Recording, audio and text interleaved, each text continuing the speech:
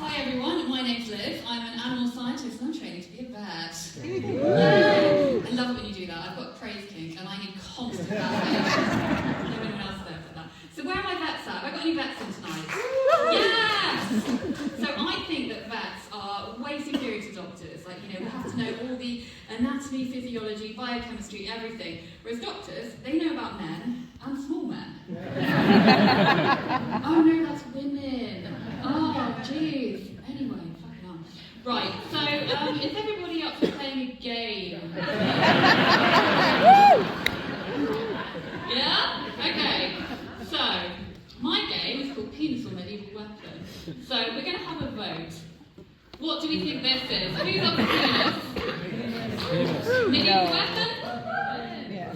Jesus, guys. This is a penis. Okay. Has anyone got any guesses about what animal it might belong to? Cat. Yeah. Have you got any cat lovers in tonight? Yeah. You guys are going to think differently about your animals. So I did a gig up in Newcastle recently, and I had a guy in the audience heckle me, and he was like, "Oh, looks like a good time." And I was like, do these look like a good time to you? So these belong to that, the tomcat.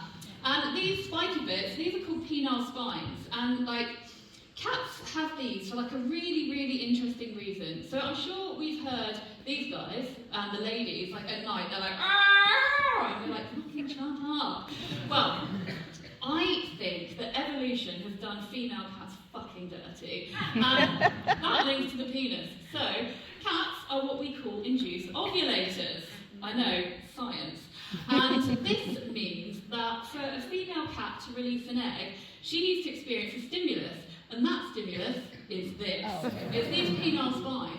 And these sharp spines, when the female cat mates, cause a spike in this hormone here, luteinizing hormone, and then they release a bunch of eggs, which I think is bizarre and fascinating. And so, cats, have you ever seen a litter of cats, a litter of kittens? Yeah. They're really cute, right?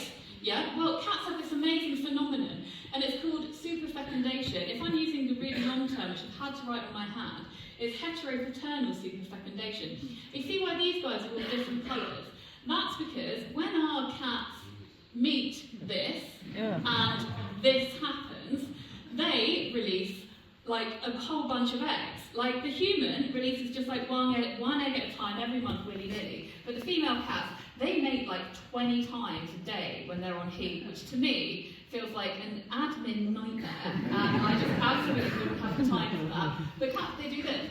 And so they have this mating, and like a bunch of eggs come out. So you've got this like puddle of eggs.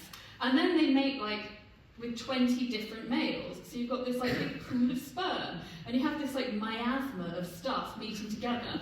So in one litter of kittens, there can be loads of different daddies, and that is why you end up with a litter of kittens that can look really different, which I think is really interesting. This apparently does rarely happen in people, but I don't.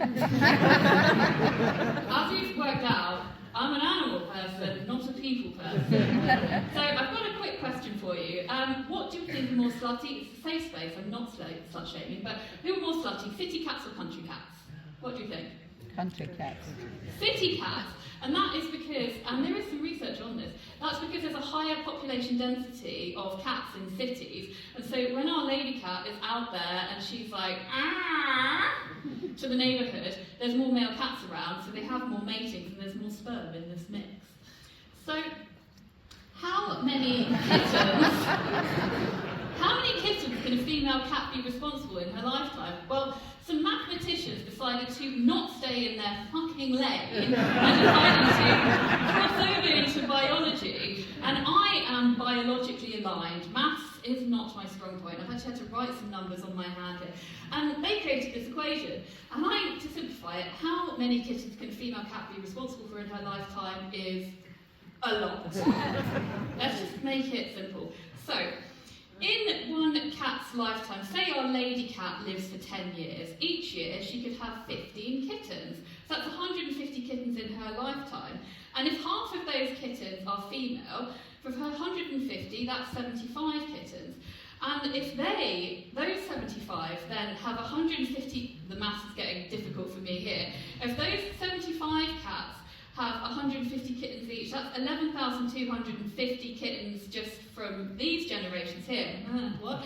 And we're not even thinking about how many kittens the males are responsible for. Those guys are whoring themselves out, and they are fathering a lot of kittens. So one female cat that's not spayed in a lifetime could be responsible for 400,000 kittens, which is a lot. And some people, particularly some people in this audience, this might be like feline utopia and an absolute massive fuck you to JD Vance for his childless cat lady comment. But in reality, it's not great to have that many kittens because we end up with cat colonies and we end up with disease. And it's really hard to make feline leukemia virus cute and fluffy. So if you take anything away from my talk, it is A, adopt, don't shop. And B, if you do decide to shop and you didn't listen to me, please make sure that you get your cat neutered, because then we'll have a healthier population of cats and everyone will be happy and the neighbourhood will be quieter. Thank you so much.